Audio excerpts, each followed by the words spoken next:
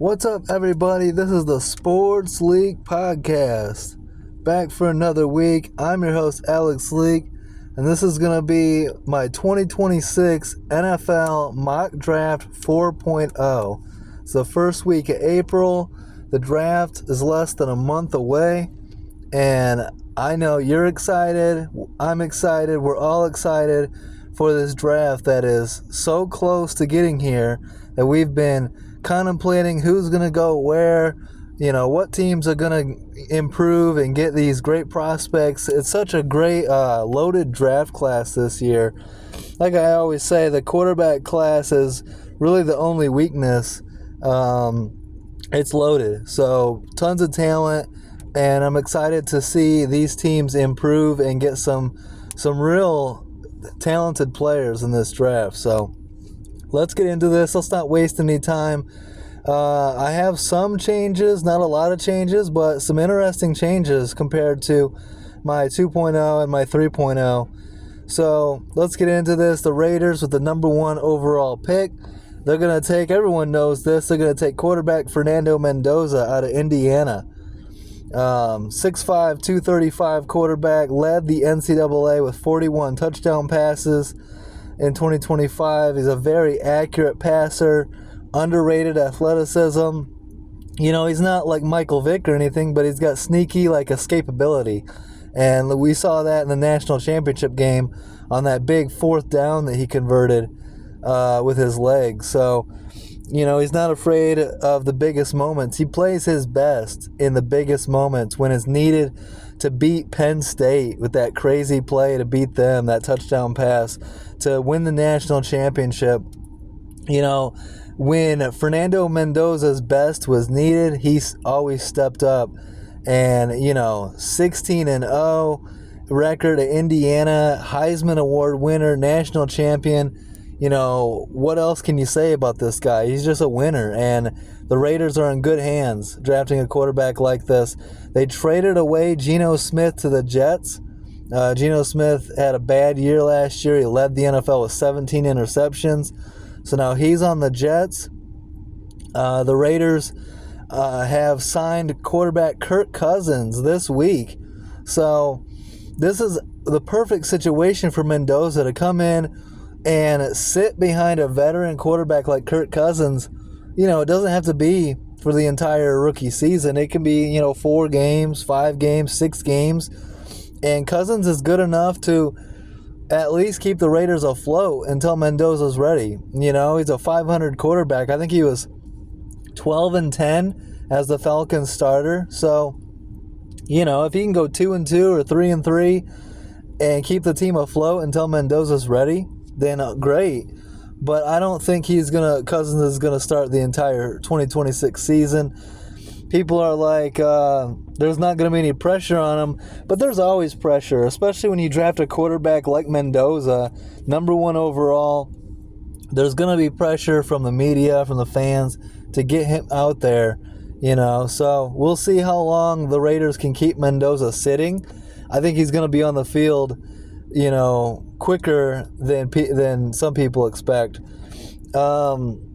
But yeah, the Raiders' new head coach is Klint Kubiak, who just helped, get the most out of Sam Darnold and win a championship, win the Super Bowl with Sam Darnold, with Kubiak as offensive coordinator and the offensive play caller. So he's bringing that, Kubiak offense to Vegas, and I got high expectations. I also love that the Raiders signed Tyler Linderbaum. They paid him like crazy. They reset the center market, the 3-year, $81 million deal. But the center is so valuable to a rookie quarterback and to a potential franchise quarterback. Get that chemistry, with them, and he can help diagnose the defense at the line of scrimmage, pre-play, and get everyone lined up properly, get the right play called, the right audible if needed. So love that from the Raiders. I think the Raiders are being very smart this offseason. They also signed wide receiver Jalen Nailor, defensive end Kwity Paye, linebackers Quay Walker and Nakobe Dean. So I think the Raiders are going to be much improved in 2026, and it starts with getting the quarterback right, and that's Fernando Mendoza. and also signing Kirk Cousins. Let's go pick number 2, the New York Jets. I got them going linebacker / defensive end Arvell Reese out of Ohio State. 6'2", 240. He's a versatile and athletic linebacker. Ran a 4.46 40 at the combine. He's that typical, what we're seeing now more and more, that linebacker / pass rusher hybrid. Off-ball linebacker / elite pass rusher like Micah Parsons and Abdul Carter.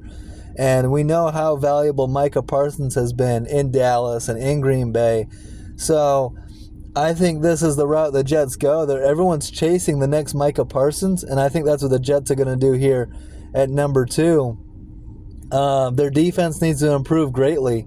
They were so bad in 2025. Aaron Glenn knows that he's got to get that defense performing a lot better. They also brought in Demario Davis. So they signed him. They traded for Geno Smith, so he's going to be their starting quarterback going into the season. Most likely, I would expect him to be. They drafted him, if you remember back in 2013, and the Jets drafted him as the heir to Mark Sanchez. And things didn't work out, but Geno Smith has a chance to go back to the team that drafted him and see if he can, have some success there. We'll see what happens, but I don't expect him to be the long-term answer there for the Jets. The Jets traded for Jermaine Johnson to the Titans. They got T'Vondre Sweat to the Jets. They also signed defensive tackle David Onyemata. They franchise tagged Breece Hall. They traded with the Dolphins for safety Minkah Fitzpatrick and then signed him to a 3-year deal. And they also signed edge rushers Joseph Osai and Kingsley Enagbare. But none of those signings are going to keep them from taking a guy like Arvell Reese. And you put him opposite Will McDonald. That's, a much improved defense on paper for the Jets here. So we'll see, if they can turn this team around, at least on the defensive side of the ball. And they've got 2 first-round picks. They've got a lot of draft capital here in this draft to improve, along with a lot of draft capital in next year's draft. So I think the Jets are going to get younger and a lot more talented very quickly here. And hopefully they stay loyal with head coach Aaron Glenn and allow him the opportunity to build this team in his image, the way he wants to do it. And so we'll see what the Jets look like. But I love Arvell Reese here at number 2. That's been my pick the entire time, and I'm not changing it now. The Arizona Cardinals here at pick 3. I've gone different directions here. I've been Francis Mauigoa for most of the process. I dabbled with David Bailey here at number 3, but at the end of the day, I keep going back to CeCe Mauigoa here. Day 1, starting right tackle, franchise right tackle. He's going to be your guy for a long time. He can play tackle or guard, but I expect him to be their, right tackle for a decade plus. He's a big, strong, physical tackle. He's got athleticism. He's got, he can pull and make every block needed. Great against, great on the run, great in the pass. Best tackle available in the draft, in my opinion. The Cardinals also signed guard Isaac Seumalo from the Steelers. New head coach Mike LaFleur is Matt LaFleur's younger brother. He's been the offensive coordinator with the Jets and the Rams, but Arizona is in the middle of a major rebuild. Kyler Murray is no longer their quarterback. They released him this offseason. He didn't work out. He was drafted, number 1 overall, I believe, right? And very high expectations for Kyler Murray, and he didn't live up to those. A losing record as their starter, 38-48-1. Never won a playoff game. Only 1 playoff appearance, and they lost that game, and Kyler performed really poorly in that playoff game against the Rams. So he's no longer the Cardinals' problem. He signs with the Vikings.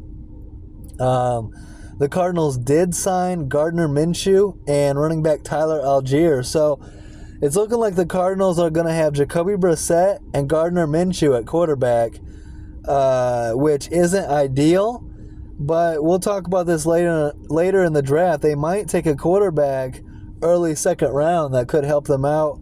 But all signs are pointing to Jacoby Brissett starting week 1. And he performed better in their offense than Kyler Murray did. So he's not a bad fallback option for the time being until they get their next franchise quarterback. The Cardinals brought back James Conner, so they got James Conner and Tyler Algier at running back.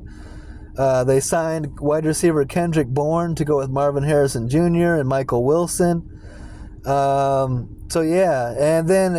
I saw a Packers guy talking about Josh Sweat requesting a trade, but I'm not sure how much I believe in that.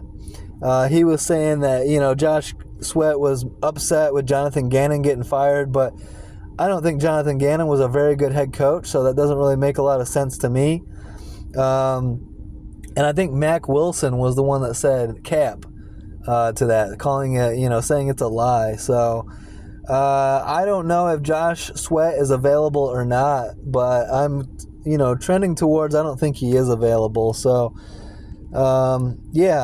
CeCe Mawanoa, and that if Josh Sweat had been traded, then that makes, taking a pass rusher here a bigger need, but I don't think it's real, and I can't pass up on a guy like CeCe Mawanoa here. Some people have him falling to number 11 or even into the teens, and I just don't see that. So I'm going to stick with Mawanoa here as the first offensive lineman off the board at number 3.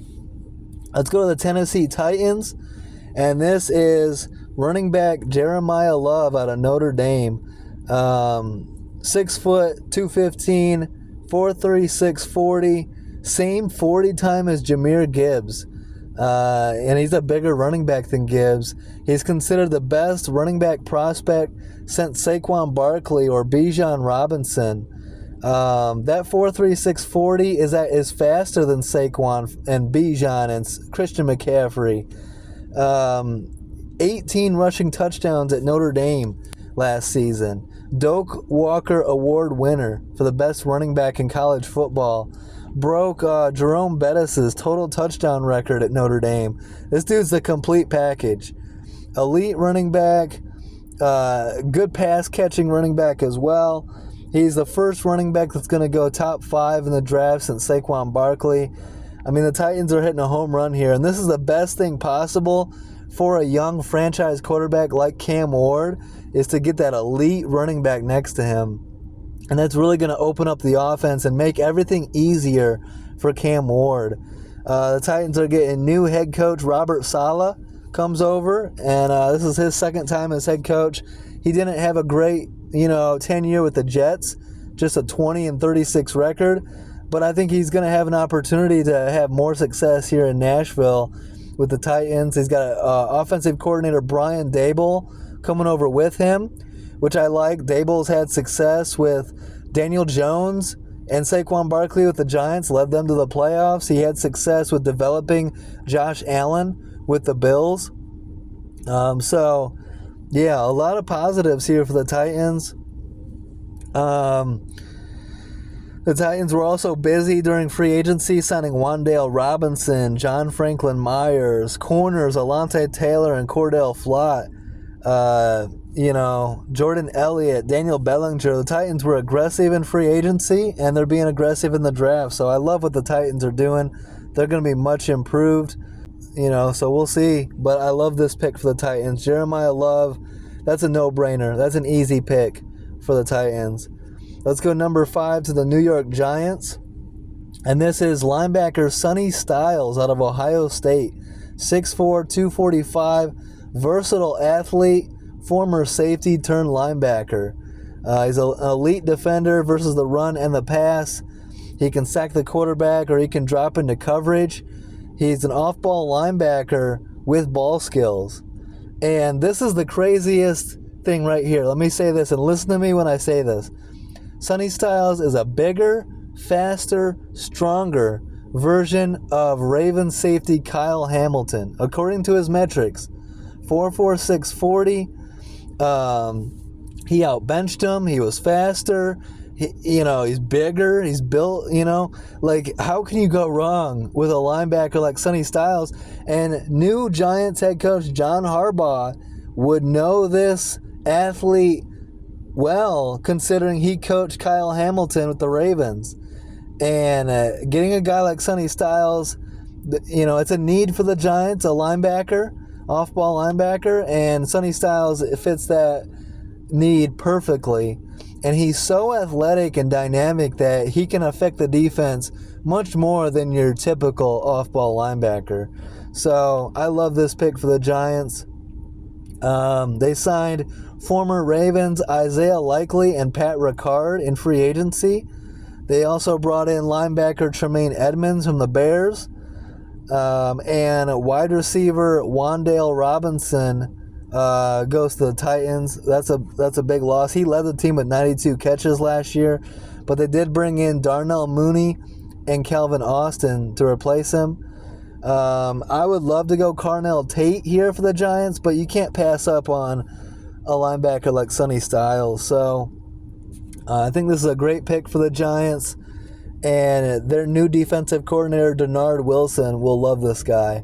Good shit for the Giants at pick number 5 with their first pick in the 2026 draft. And let's go to the Cleveland Browns here at pick number 6. There's a lot of different ways they could go, and there's been a lot of talk about left tackle Monroe Freeling here. But I think 6 overall is too rich for Monroe Freeling. It's too high.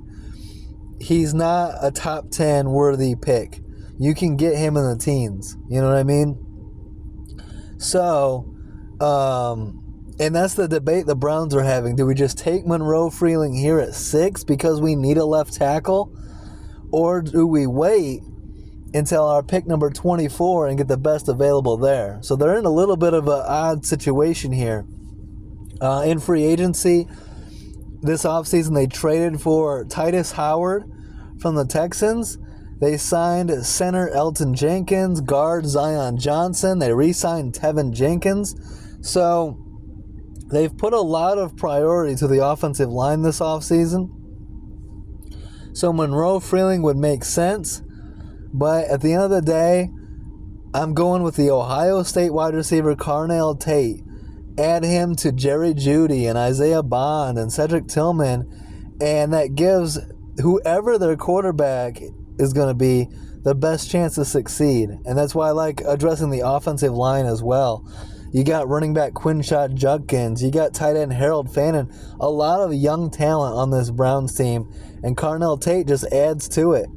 And Carnell Tate is a very good wide receiver prospect, and he's going to hit the ground running and probably be their immediate number 1, receiver option. He's probably going to get the most targets, and that's going to help Jerry Jeudy out and the rest of that receiving core as well, bringing in a guy like Carnell Tate.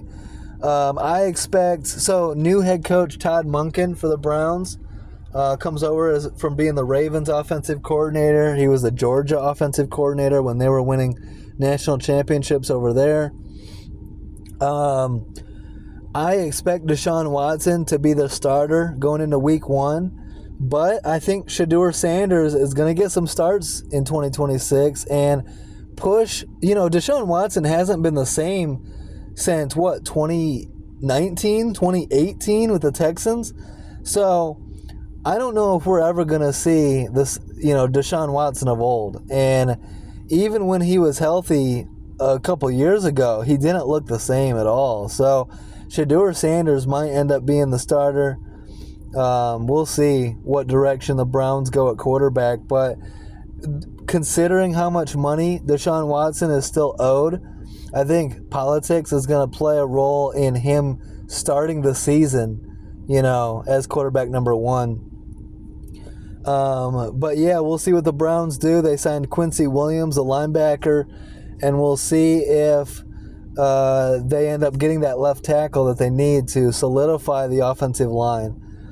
Let's go pick number 7, the Washington Commanders. I got them going edge David Bailey out of Texas Tech. 6'4", 250, led the NCAA with 14.5 sacks at Texas Tech. That's a need for the Commanders. They're losing their leading sacker, Von Miller, in free agency. Von Miller talking about wanting to go back to the Broncos and try to win a championship before he retires.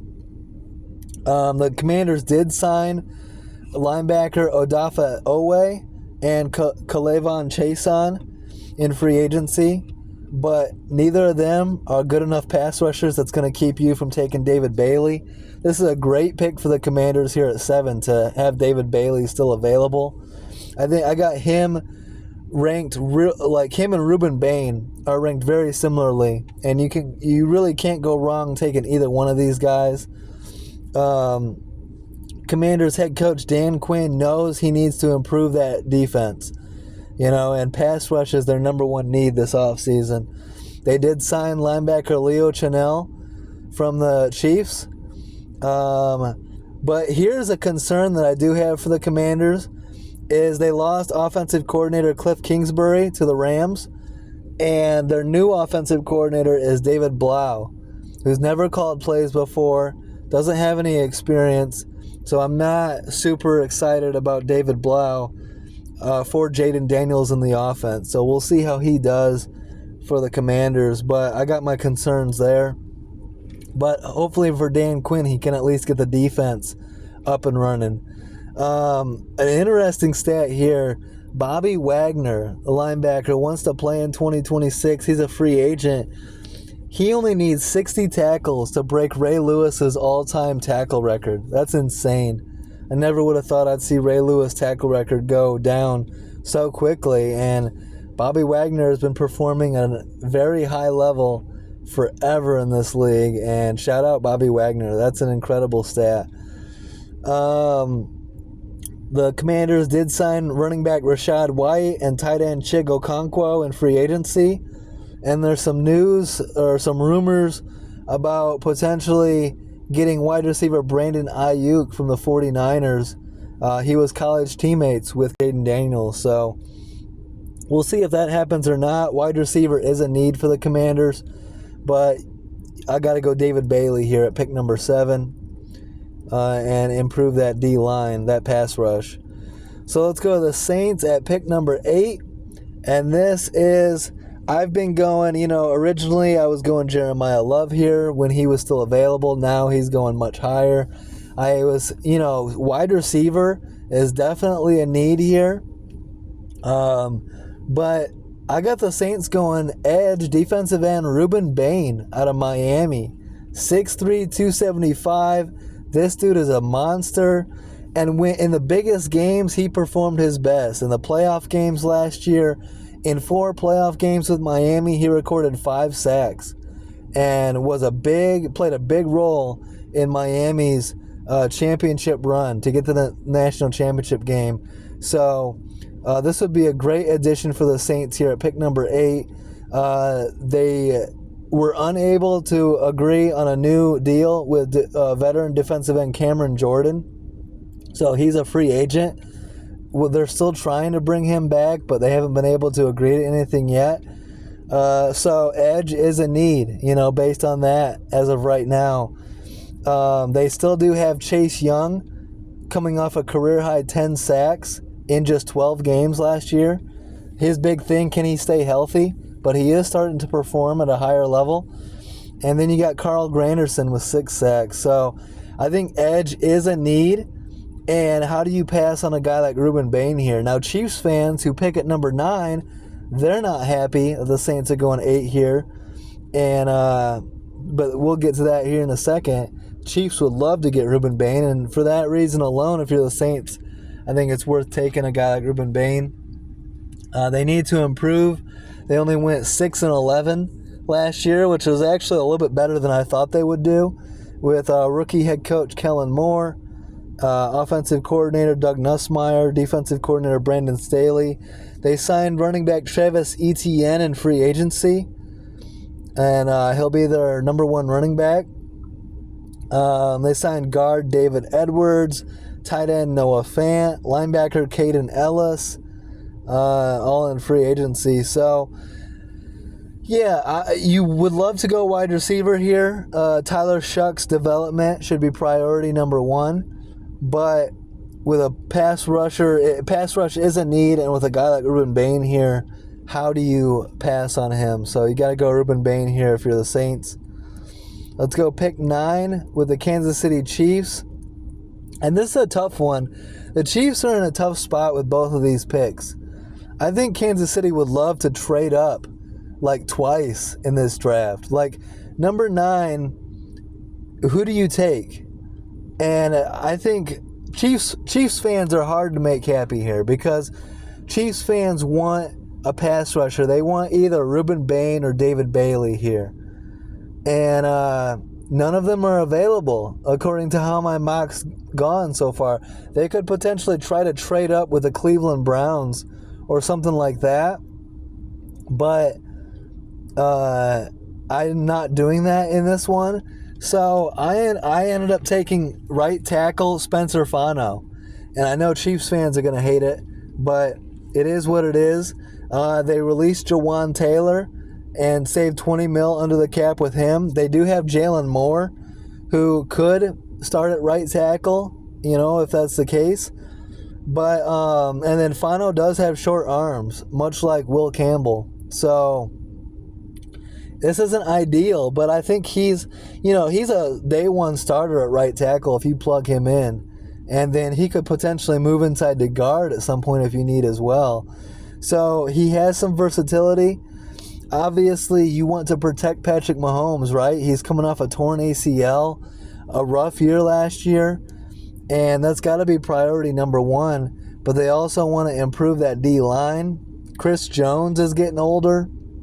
So the Chiefs, ironically, have a lot of needs this offseason. You could go corner here.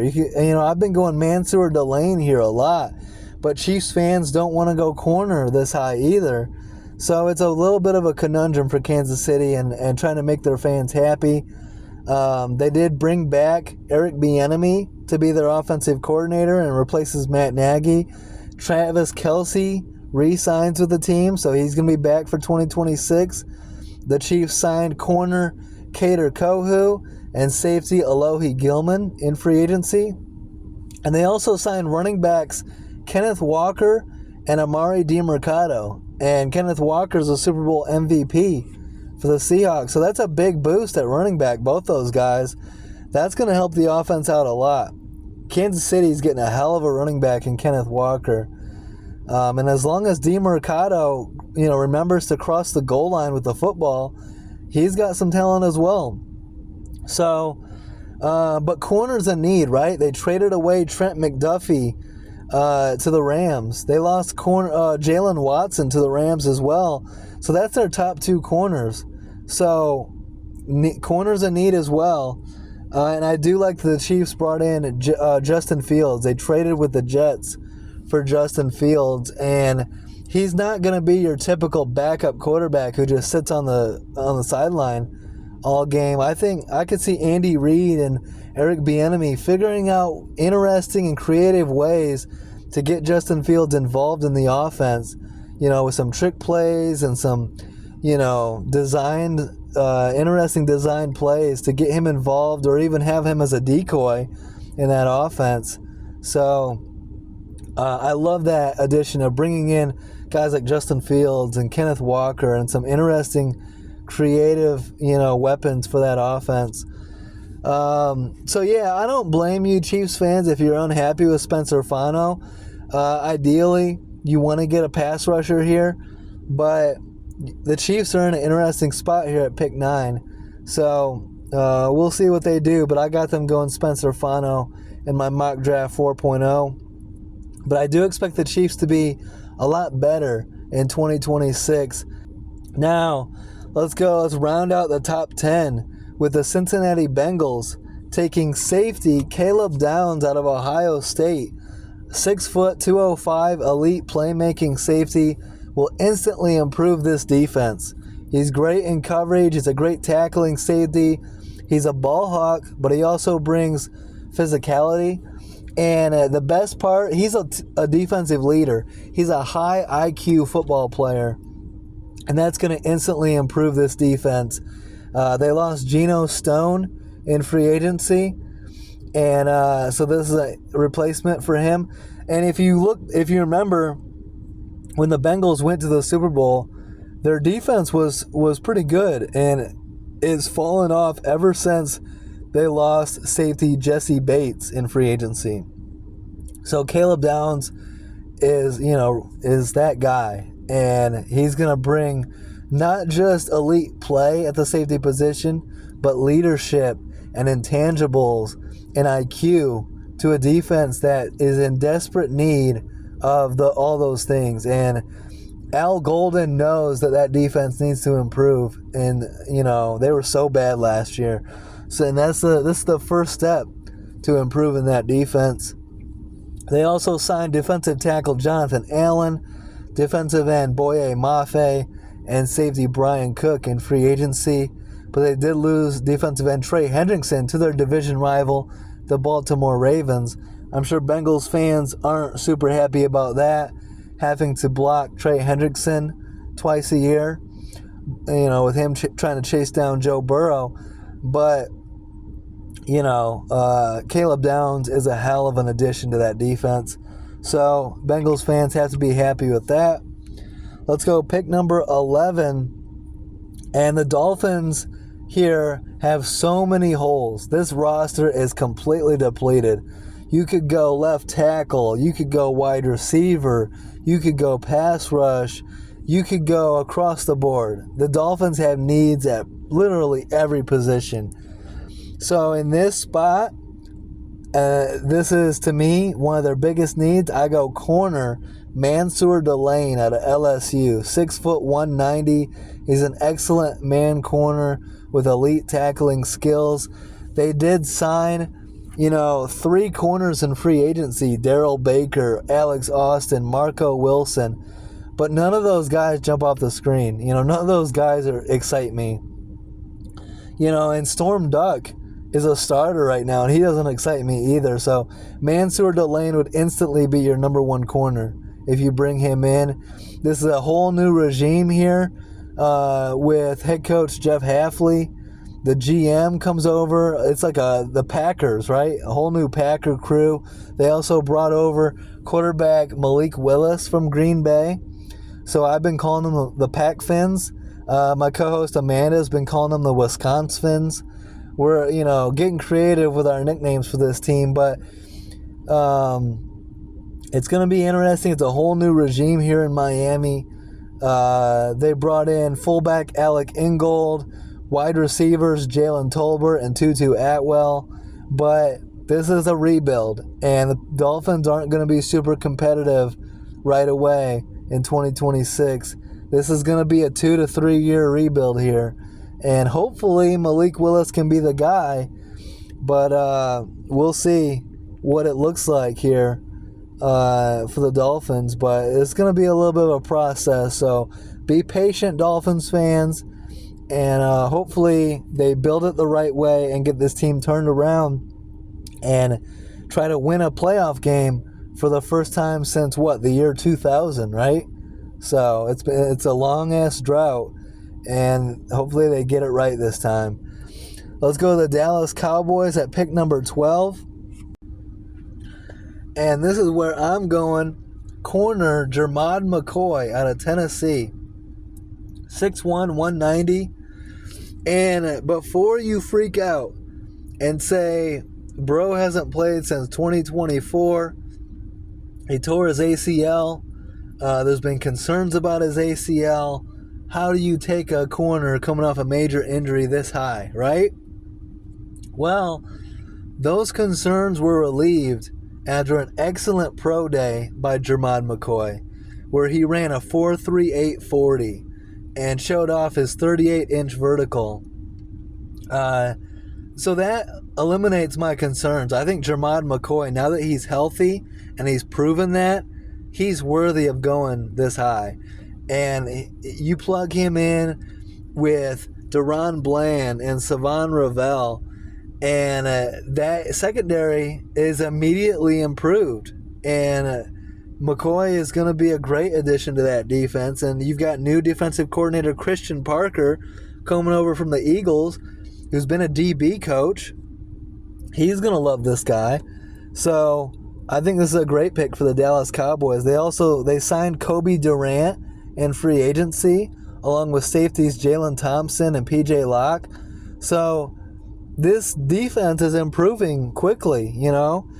They traded for Rashawn Gary from the Packers. I'm not a huge fan of that move, but you add him to Quinnen Williams and Kenny Clark, that D-line is looking better, you know. They franchise tagged George Pickens, you know. So they got him and CeeDee Lamb. So the Cowboys are improving, you know, and they need to continue to keep building. But Jermon McCoy is a need and a hell of an athlete, hell of a corner. So I think Cowboys fans should be very excited about that pick. Let's go to the LA Rams at pick number 13, and I love this pick. I'm going wide receiver Makai Lemon out of USC, 5'11", 195. He can be your wide receiver 3 with Puka Nacua and Devontae Adams. And there's been some rumors about Devontae possibly getting traded this offseason or, you know, coming to the end of his career. And Makai Lemon can be that future number 2 wide receiver along with Puka in the you know, so I love Makai Lemon in this offense, the Sean McVay offense, and this is the Rams pushing all their chips, you know, into the center of the table, saying we're going for it. We're trying to win a Super Bowl right now while we still have Stafford and Devontae Adams, you know, and wide receiver is a need outside of those guys. Who are you looking at? Jordan Whittington and Mumfield. So they need to upgrade that. Plus, you got Puka Nacua out here biting people. So, yeah, let's get a wide receiver in here like Makai Lemon, just in case, right? You don't know how much longer you're going to have this core together. So let's get some youth in here. I do like they brought in Cliff Kingsbury as an assistant head coach. So you've got two, you know, pretty smart offensive minds in McVay and Kingsbury. Makai Lemon's NFL comp is Amon-Ra St. Brown. I don't think, you know, he's not going to get wide receiver 1 targets like Amon-Ra, but he plays in that similar role. He's an elite route runner, and so that's going to help out a lot. Plus, you traded for corner Trent McDuffie. You signed corner Jalen Watson, so that upgrades that secondary immediately. So I love what the Rams are doing. Plus, they signed McDuffie to a 4-year extension, $124 million. So the Rams are going for it. They're trying to win it all in 2026, and Makai Lemon is a big piece to that. Let's go pick 14 to the Baltimore Ravens, and I got them. So they tried, you know, everyone knows they tried to trade for Max Crosby, but they weren't happy with his physical, so they backed out of the deal. Crosby just had surgery on his knee in January, so they backed out of that. They got their 2 first-round picks back, and instead they were able to sign Trey Hendrickson to a 4-year, $112 million deal. So, you know, they get Hendrickson, plus they keep their first-round picks, and with this pick in the first round, they go and they sign the best interior offensive lineman in the draft, guard Vega Ione out of Penn State, 6'4", 330, absolute monster on the interior of that offensive line, opposite John Simpson. And he can provide that interior protection for Lamar Jackson, plus open up running lanes for King Henry. So this is a great pick for the Ravens. The John Harbaugh era is over, so now the Jesse Minter era begins. You've got rookie 30-year-old offensive coordinator Declan Doyle, who's going to be calling plays. He's a Sean Payton disciple. He was offensive coordinator under Ben Johnson with the Bears last year. So we'll see what Declan Doyle can do as offensive coordinator. This Ravens team, I think Vega Ione is a great addition, and we'll see. They could go Kenyon Sadiq here possibly, with Mark Andrews getting up in age and losing Isaiah Likely in free agency. But it's hard to pass on a guy like Vega Ione, the best interior O lineman in the draft, and the Ravens are gonna love him. So good pick right there. Let's go to pick 15. And I rarely do this, but I did a trade here, and the Bucs trade back out of pick 15. They believe that the guy they want here will still be available at pick 24, and the Cleveland Browns move up. Remember earlier I was talking about the Browns wanting Monroe Freeling. Freeling is the best left tackle in this draft. All the other elite linemen in here are right tackles or guards or interior. So the Browns trade up to 15. They're worried about the Lions stealing their guy, and the Browns get their guy here, Monroe Freeling out of Georgia, 6'7", 315, the best left tackle in the draft, and you get him to solidify that offensive line. You get Carnell Tate and Monroe Freeling. That's a hell of a haul for the Browns in the first round here.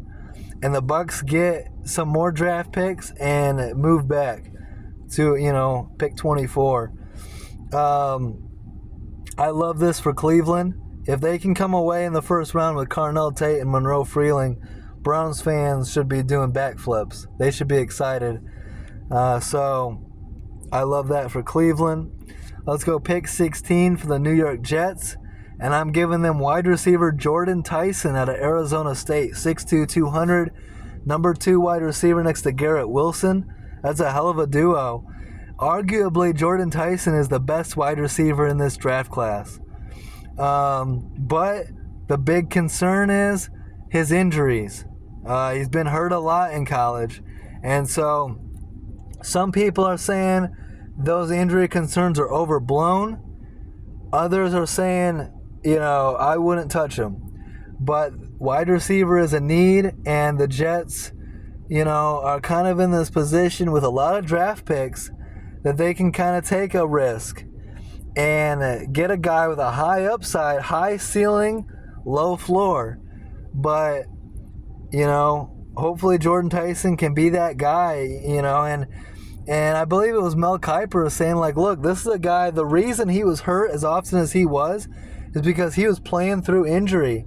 He's a tough guy who wants to be on the field and isn't afraid to get hurt, isn't afraid to risk his body, lay it all on the line and is a winner.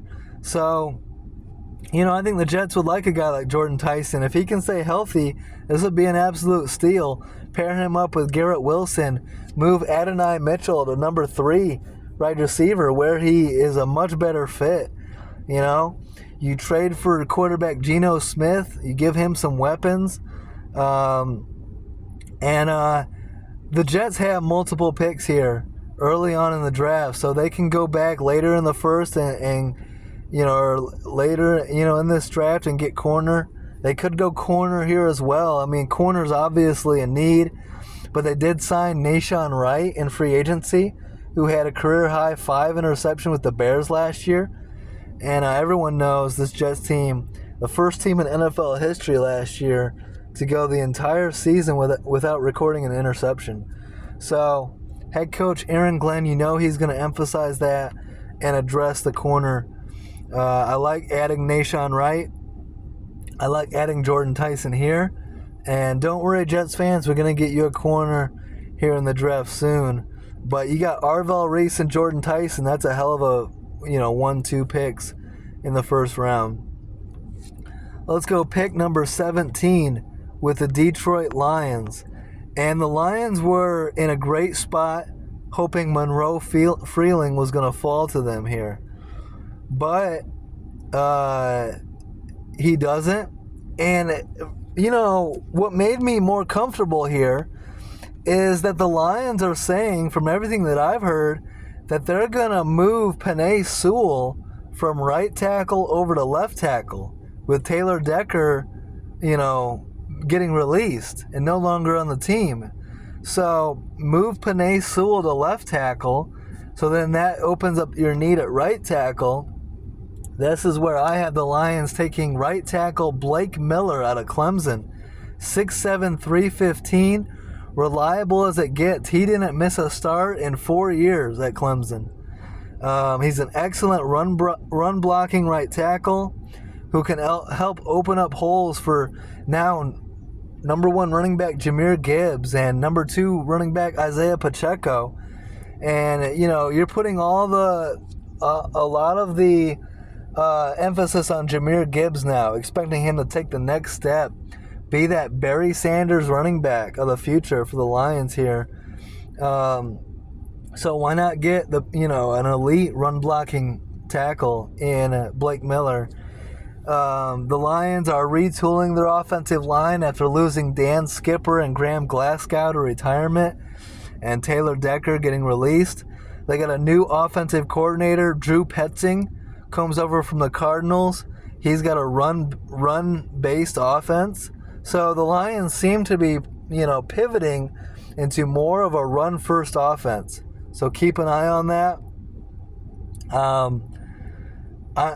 They trade away David Montgomery to the Texans, but they get back center Juice Scruggs in a 4th-round pick. They also signed center Cade Mays, right tackle Larry Borum in free agency. They did lose defensive end Al-Qadim Muhammad, who had a career-high 11 sacks. So they could go edge rusher here, but I feel like, moving Penei Sewell to left tackle opens up a major need at right tackle. And we know the Lions are going to emphasize offensive line, prioritize the trenches. So I have them going Blake Miller at pick number 17. And a little side note here on the Lions, it's interesting that multiple former Lion players are unhappy with how they were treated at the end of their time in Detroit. Former left tackle Taylor Decker was surprised by them playing hardball with his contract. He expected to be able to just come back, and stay with the team, but they didn't want him anymore for that. Couldn't agree on a deal. So now he's a free agent. I also saw former linebacker Alex Anzalone tweeting about the Lions asking for money back from center Frank Ragnow after his retirement. And safety Quandre Diggs also saying it might be time to change their approach. Saying the Lions are still taking kind of like an old school approach to dealing with players, and maybe they need to start being a little bit more progressive, a little bit more player friendly going forward. So interesting to see multiple former Lion players coming out and speaking out on how they were treated at the end of their career in Detroit. So just something to keep an eye on if you're a Lions fan going forward. I was surprised by the Taylor Decker situation, But like Amanda said in our free agency podcast, I think it was last week, it's like it seems to kind of be like an NFC North thing. The Vikings have done this before. The Packers have done it. My Bears did it with Brian Urlacher. They hardballed him, didn't bring him back over $1 million discrepancy with his contract. So very interesting. But keeping it in the NFC North, we go to the Minnesota Vikings here at pick number 18. And I'm sure you know who it's going to be. Safety, right? Harrison Smith talking about or considering retirement.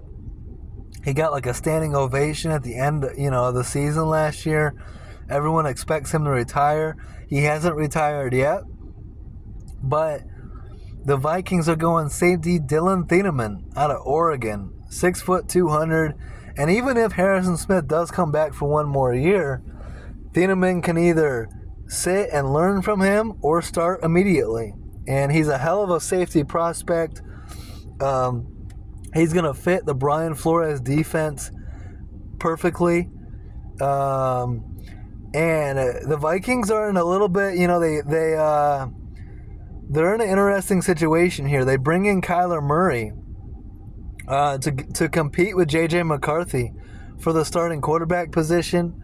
They release running back Aaron Jones and defensive tackle Javon Hargrave. Hargrave signs with the Packers. They're open to trading Jonathan Grenard, who had just 3 sacks last year. So the Vikings are in a little bit of a rebuild, retool. They fired GM Kwesi Adolfo-Mensah. Head coach Kevin O'Connell is kind of on the hot seat here. If it doesn't work out this year with Kyler Murray, he might be gone. So interesting times in Minnesota as they kind of try to make it work while retooling their roster here.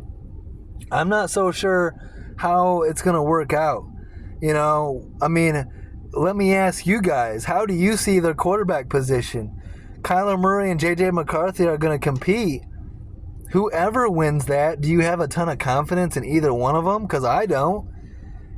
So I don't know. I don't know what to expect from the Vikings. I don't expect them. They're in a very competitive division with the Lions, the Packers, the Bears. And until they figure out the quarterback position, I don't know what to expect in Minnesota. So we'll see. But Brian Flores should be able to keep that defense very competitive, especially with adding a safety like Dylan Thieneman. So let's go pick 19 here to the Carolina Panthers. And this is where I'm going to go tight end Kenyon Sadiq out of Oregon. 6'3", 245. He would instantly be the number 1 tight end. The Panthers have a weak tight end room with Tommy Tremble and Jatavian Sanders. He would instantly improve that. He's an excellent receiving tight end, but he's still got really good blocking skills as well. And then he's got run after the catch talent, can break tackles and make big plays. He's a safety blanket option for the quarterback. And this is why I'm going him here, because you're looking to continue to develop Bryce Young and get the most out of him. He was, pleasant surprise last year. Got it going, started playing better, led the Panthers to a division title and a home playoff game. And so why not add an elite tight end prospect like Kenyon Sadiq for Bryce Young? I think this would be a great move for the Panthers and try to keep building Bryce Young's confidence and building this offense in the right direction with head coach Dave Canellis and these Panthers. They signed linebackers Jalen Phillips and Devin Lloyd in free agency. They signed left tackle Rasheed Walker with Ike Ekwonu, expected to miss damn near the entire 2026 season. So good move bringing in Rasheed Walker to fill in for him. You could arguably go with a defensive tackle, maybe a Peter Woods here or an edge, but I got to go Kenyon Sadiq here. I'm prioritizing the offense. I'm prioritizing Bryce Young. And I just think Kenyon Sadiq would be very valuable for Bryce Young and the Panthers offense. And that tight end room is just, you got to improve that. Let's go pick number 20. So this is the Cowboys' second pick. What they take? They take Jermod McCoy, right? At pick number 12. Let's look here. Jermod McCoy, yeah. So, who do they pick? Who do they pick at number 20? The Cowboy fans are so worried, right? They're so worried that Jerry Jones is going to go Keldrick Folk here. And they've been hearing that over and over and over again. Keldrick Folk keeps getting mocked to them. Well, good news, Cowboys fans. I'm not giving you Keldrick Folk. I'm giving you off-ball linebacker C.J. Allen out of Georgia. This is my favorite linebacker of the draft. And it's a desperate need as well. Opposite DeMarvion Overshown. You lost Kenneth Murray, Logan Wilson, Jack Sanborn in free agency. So you need that off-ball linebacker opposite Overshown. In comes C.J. Allen out of Georgia, who, not just because he played at Georgia, reminds me a lot of Roquan Smith. And I had a Georgia player tell me that say the exact same thing about C.J. Allen, which made me feel pretty cool. What was his name? I'm gonna look him up here real quick. But I've been comparing C.J. Allen to Roquan Smith for a while. Davin Bellamy agreed with me on the C.J. Allen comparison to Roquan Smith.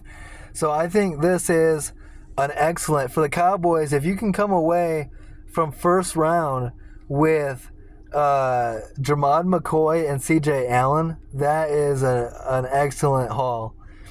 You know, like I said, you bring in Rashawn Gary, you bring in Kobe Durant, Jalen Thompson, P.J. Luck. The Cowboys' defense is improving in a major way if you can get these 2 draft picks. So tell me, Cowboys fans, if you like that pick, going C.J. Allen there, along with Jermod McCoy here in the first round.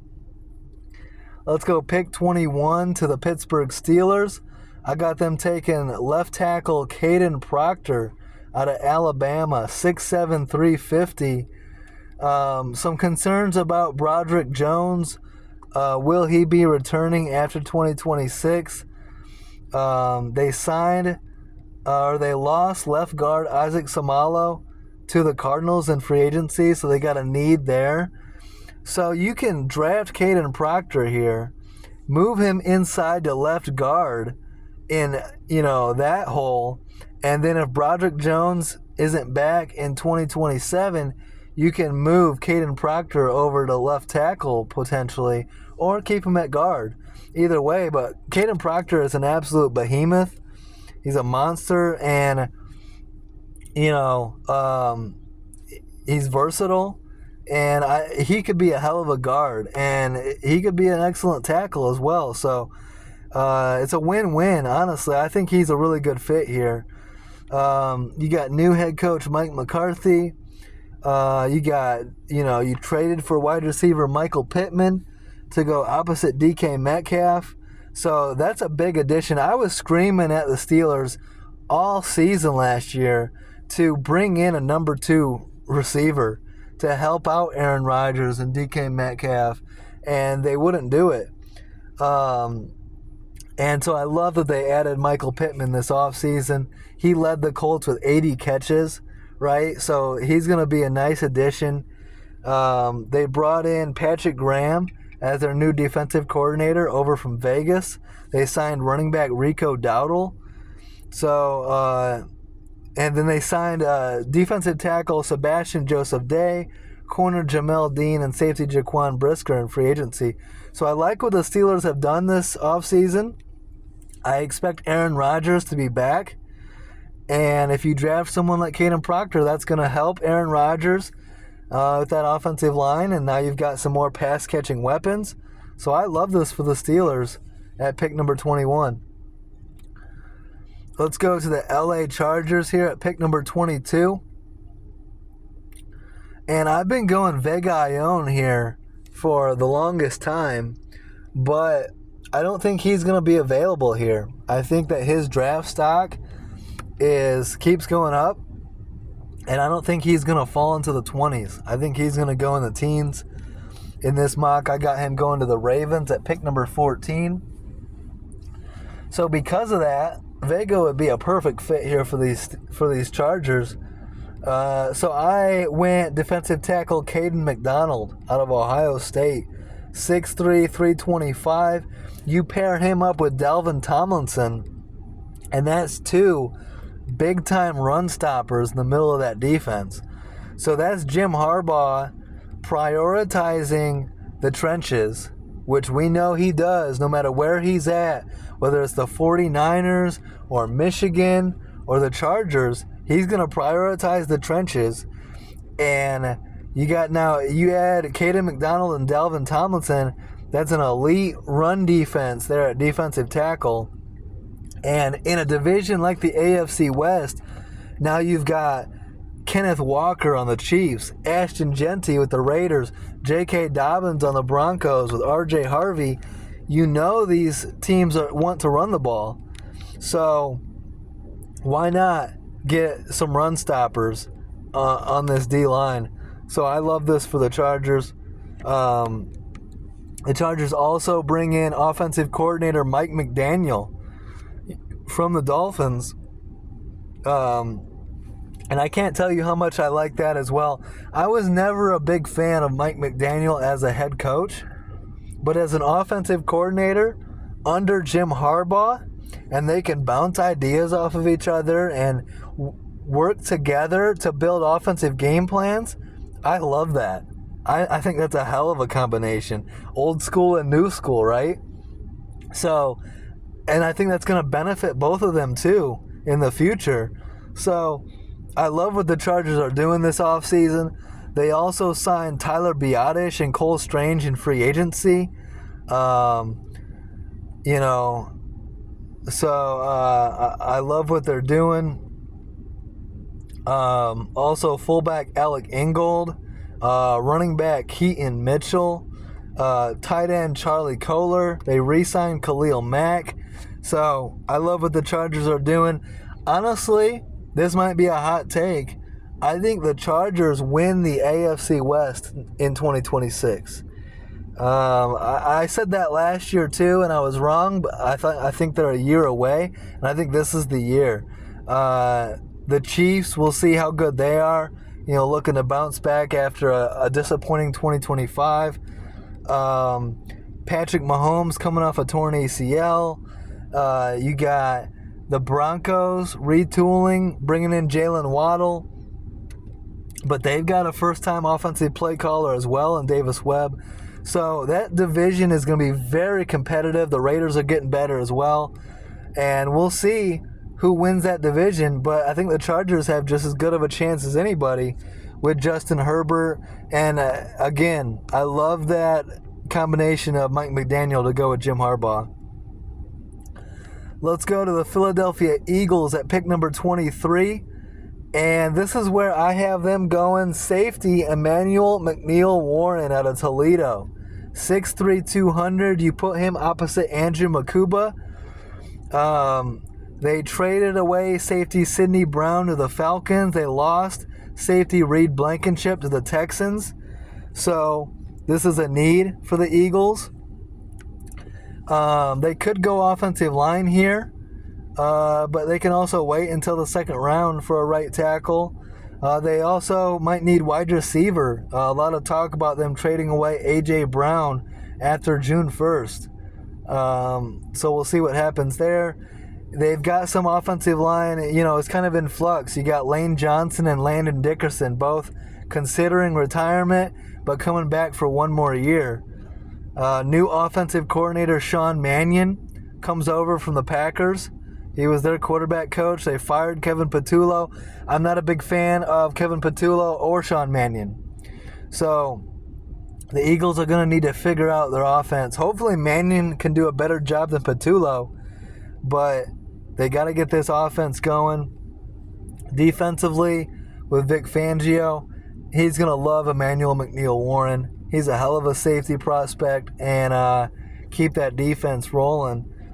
I expect A.J. Brown to get traded after June 1st, and my expectation is for him to go to the Patriots and reunite with Mike Vrabel. They were together in Tennessee with the Titans. The Eagles also signed Reek Woolen and Jonathan Jones in free agency. Also linebacker Arnold Ebiketie. And they signed wide receiver Hollywood Brown. So that's something to go with Devontae Smith. But if A.J. Brown gets traded, Hollywood Brown would be a fine wide receiver 3, but I need a wide receiver 2, opposite Devontae Smith. So hopefully they draft one at some point. Let's go to pick 24, which is the Tampa Bay Bucks after trading back with the Cleveland Browns and getting some more picks. And like I said, the Bucks can get who they want at 15 at 24. There's no need to reach. And so you trade back and you still get who you want. Whether that's Cassius Howell, Keldrick Folk, or, in this scenario, Akeem Mesidor. And I've had Akeem Mesidor linked to the Bucks this entire time. 6'3", 260. He led the Canes with 12.5 sacks last year with Ruben Bain on the same D line, and Mesidor led the team in sacks. That's got to account for something. And that's a need for Tampa Bay. Yaya Diaby led the team with just 7 sacks. You got Vita Vea with 4.5 sacks. They need a pass rusher. They hire Zach Robinson as their next offensive coordinator. But Todd Bowles is on the hot seat, and he knows his defense needs to perform much better. You know, we had high expectations for the Bucs last year. Me and Amanda were talking about Tampa Bay going on a deep playoff run last year, and then they missed the playoffs entirely, right? So that's unacceptable. Levante David retires this offseason after 14 seasons, but they did sign in free agency. They bring in Alex Anzalone. They bring in defensive end Al-Qadim Muhammad, and they bring in defensive tackle Ashawn Robinson. Also signed running back Kenny Gainwell to replace Rachaad White. So, what do you think, Tampa Bay Buccaneer fans? Tell me, do you like trading back here? I know some fans aren't super high on Mesidor, considering he's like 25 years old, but I think he's a ready-made pro. I think you can sign him or draft him, plug him in as a starter, and watch him go to work. You know, he might not have a super long career because of his age, but he can give you production right away and still give you, I mean, damn near, why can't he play 10 years in the NFL or more, right? So, something to consider, something to think about. But I like trading back and still getting good talent there at pick 24. Let's go pick 25 to the Chicago Bears. I got them going, and as a Bears fan, I couldn't be happier with Peter Woods still being available, number 25 overall. And some of you are going to say, yeah, right, Peter Woods will never be available here. Maybe so, but I've seen some people have him falling into the second round, and I don't understand that at all. I know he had a down year in 2025 with Clemson, but so did everybody on that team. And he's projected to be a better pro than he was in college. His NFL comp, listen up, Chicago Bear fans, his NFL comp is Tommy Harris. And Tommy Harris, before the injuries, was a hell of a defensive tackle. So, as a Bears fan, if we could get Peter Woods at number 25, I would be ecstatic. Defensive coordinator Dennis Allen knows that defense needs to improve and be a lot better in 2026. The Bears lost center Drew Dahlman to retirement, but they trade with the Patriots for Garrett Bradbury to replace him. They trade wide receiver DJ Moore to the Buffalo Bills, but they get a second-round pick. So now they got 2 second-round picks. And they still got Rome Odunze and Luther Burden at wide receiver. They signed Khalif Raymond from the Lions, ideally to be our number 3 receiver. They signed Kobe Bryant, Devin Bush, but they did lose a lot in the secondary. They lost Kevin Byard, C.J. Gardner-Johnson, Jaquan Brisker, Nahshon Wright. So they need to, build that secondary back up. But, man, how do you pass on a defensive tackle like Peter Woods at pick number 25? So as a Bears fan, I couldn't be happier with that pick. Let me know what you think, Bears fans. Do you like that pick? Buffalo Bills at pick 26. And I've been going C.J. Allen here for the longest time, but in this mock, he's not here. He's not falling all the way to 26, and I don't think he's going to fall to 26 in real life either. I got the Bills going edge Keldrick Falk out of Auburn, 6'6", 275, run-stopping defensive end. He's not a great pass rusher with just 10 sacks in 3 seasons, but he's an excellent run stopper. And you put him on the D-line with Ed Oliver, Bradley Chubb, Gregory Rousseau, T.J. Sanders, Michael Hoyt coming off of injury. That's pretty talented. You got a new head coach in Joe Brady. You got a new defensive coordinator in Jim Leonard. So a new scheme, new defensive scheme. So Bills in a little bit of a flux, but I think Keldrick Folk. You can go Keldrick Folk or TJ Sanders here. Either way, right? So I don't think it's a big TJ Parker. My bad. TJ Parker here. So I don't think it's a big difference. If you want to go TJ Parker here, cool. I went with Keldrick Folk. I got TJ Parker going later, but they're both, one is a better pass rusher, one's a better run stopper. So whichever one you want here. I like the Bills added safeties, C.J. Gardner-Johnson and Geno Stone in free agency. Also corner D. Alford. But let me know what you think, Bills fans. I know Keldrick Folk isn't, a lot of people's favorite pick, but he is a good run stopper. He provides, he's got value. So let me know what you think there. I would rather have C.J. Allen, but I don't think he falls that far. Let's go 49ers, pick 27. I got them taking left tackle Caleb Lomu out of Utah, 6'6", 315. Trent Williams' future replacement. You might be able to move him inside to guard or whatever if Trent Williams returns, but as of right now, the Niners are not able to reach an agreement on a contract with Trent Williams. Plus, he's going to be 38 in July, so even if he is back, was he back for 1 year? So the Niners need to get their left tackle of the future. That's Caleb Lomu. They signed veteran wide receivers Mike Evans and Christian Kirk in free agency. I like that. Replacing Kendrick Bourne and Jawan Jennings. Brandon Ayuk is going to be gone. So you add Mike Evans and Christian Kirk to Ricky Pearsall. Good wide receiving core there. They signed Verdarian Lowe, Dre Greenlaw, and Nate Hobbs in free agency. And they traded with the Cowboys for defensive tackle Osa Odighizuwa as well. But yeah, if the 49ers can stay healthy, this is a very talented team that can go on a deep playoff run. So we'll see what happens there. Let's go to the Houston Texans at pick number 28. I got them taking defensive tackle Caleb Banks out of Florida, 6'6", 330 monster. And you put him in the middle of that defense with Danielle Hunter and Will Anderson Jr. And my God, that is a monster defensive line. The rich get richer, right? This is the number one defense in football last year. You add Caleb Banks to that D-line, and that is intimidating as fuck. That is super scary. D'Amico Ryans and Matt Burke are building an absolute monster over there in Houston. You could go tackle here. Max Iheanacho could make some sense. C.J. Stroud has been struggling of late, last 2 seasons. You need to get his game going. But I do like that they traded for David Montgomery. They bring in Braden Smith, Foster Moreau, Reed Blankenship. So, but I love that pick for the Texans. I think that's the best spot possible for Caleb Banks.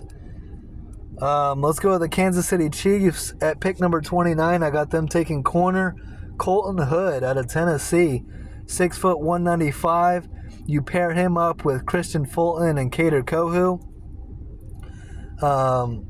You lost Trent McDuffie and Jalen Watson, so Colton Hood is an excellent value pick here at number 29.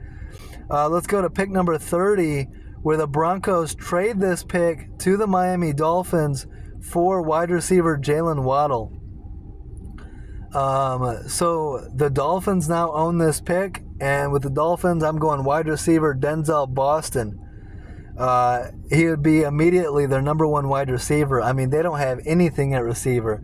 They signed Tutu Atwell and Jalen Tolbert, but outside of that, you don't have anything. And neither of those guys, I mean, Atwell and Tolbert's a wide receiver 2 at best. You know what I mean? Denzel Boston would be your immediate number one guy. You could also go Omar Cooper Jr. here, which I'm surprised he's still available. There's a good chance he goes earlier in the first round, but in my mock, he's still available, and I go Denzel Boston here. But yeah, you got to give Malik Willis a chance, and you got to get some offensive weapons for this Dolphins team. And so we'll see what GM John Eric Sullivan and head coach Jeff Hafley do coming over from Green Bay. For the Broncos, they trade away that pick, but you add Jalen Waddle to wide receivers Courtland Sutton, Troy Franklin, Marvin Mims, Pat Bryant. You bring back J.K. Dobbins and Jaleel McLaughlin. The Broncos didn't add anybody in free agency. They re-signed their own. The only new addition is this move right here, bringing in Jalen Waddle. So me and Amanda were asking ourselves, like, the Broncos aren't really doing much this offseason, and she's like, why? And I'm like, I kind of feel like the Broncos feel like they're close. They're contenders. They don't really need to improve that much. They feel like if it didn't blizzard in the second half of the AFC Championship game, that they would have been in the Super Bowl. But you always want to be getting better. And but Jalen Waddle is getting better. So kudos to the Broncos for making that trade. Let's go pick 31, the New England Patriots. I got them taking edge T.J. Parker out of Clemson. 6'4", 265 defensive end. Good fit in Mike Vrabel's defense. You put him opposite Harold Landry on the pass rush. What the Patriots do, they sign Romeo Doubs and tight end Julian Hill. They signed Draymond Jones and safety Kevin Byard in free agency. And they're rumored to trade for A.J. Brown. If you bring in A.J. Brown to go with Romeo Doubs, suddenly that's a hell of a wide receiver room. And you add T.J. Parker to that defense. The Patriots are going to be fine. Mike Vrabel and those guys, I trust them. They're going to keep grinding. So I'm not worried about the Patriots. Lastly, the last pick of the first round, pick number 32 for the defending champ Seattle Seahawks. Seattle fans, tell me what you think of this. You lost Kenneth Walker in free agency. You sign running back Emmanuel Wilson from the Packers. Zach Charbonnet suffered a torn ACL in the playoffs. He's likely to miss most, if not all, of the 2026 season. You need a corner, but you need a running back. I'm going running back Jatarian Price from Notre Dame. 5'11", 205, workhorse. Number one running back potential. I mean, you draft him, I think he starts. I think him and Emmanuel Wilson will split time. But he is a beast. Jadarian Price, this isn't a reach. He's worthy of going this high. He's a machine. Tackle-breaking machine. He runs hard. He runs through contact. He keeps his legs moving. I like this pick a lot for Seattle. So you might not like it. You might think it's a reach, but I love this pick here. I think he's worth going this high. So tell me what you think, Seahawks fans. But I love Jadarian Price here at pick number 32. Real quick to wrap it up, I got 3 picks in the second round that I briefly want to talk about. Number 33, the first pick of the second round, I got the Jets going corner Avion Terrell. So you add him to Nashawn Wright and Brandon Stevens at corner. The Jets so far, through 33 picks in the draft, I give them Arvell Reese, Jordan Tyson, and Avion Terrell. That's a lot of talent. Jets fans, you got to like that. The only reason Terrell fell this far is because of lingering hamstring injuries that bothered him at the Combine and Pro Day. But when he's healthy, he's absolutely a first-round pick.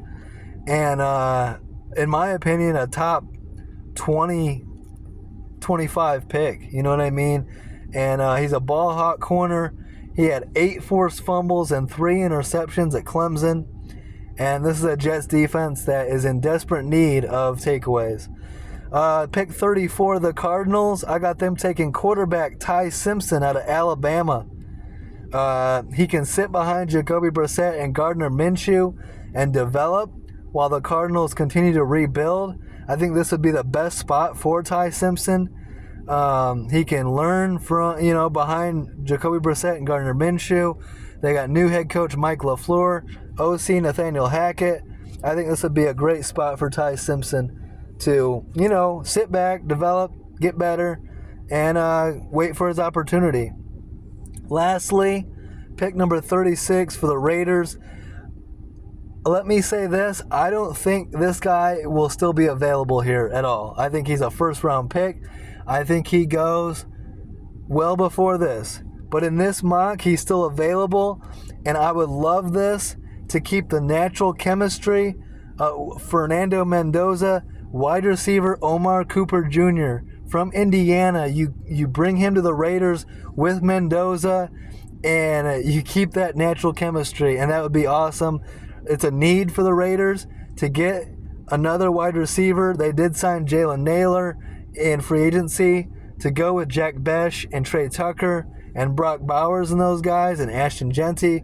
But man, Omar Cooper Jr., he's a first-round talent, and he would be an excellent fit for the Raiders in that offense, that Clint Kubiak offense. So Raider fans, tell me if you like that idea. Again, I don't think he would be available, but he's here, so might as well take him.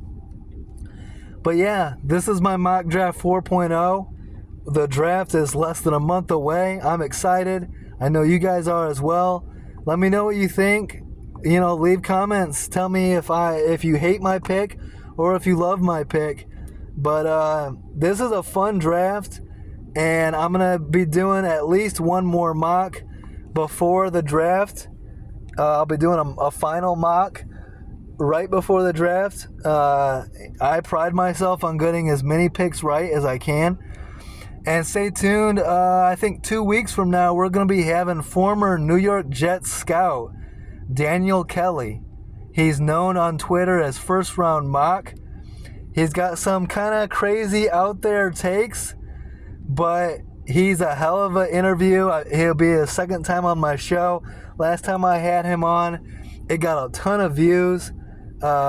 He's a fun guy to talk with and talk to, and it'll be fun bouncing ideas off of him, debating his takes, and so stay tuned for that one. But anyways, I hope you guys enjoyed this episode.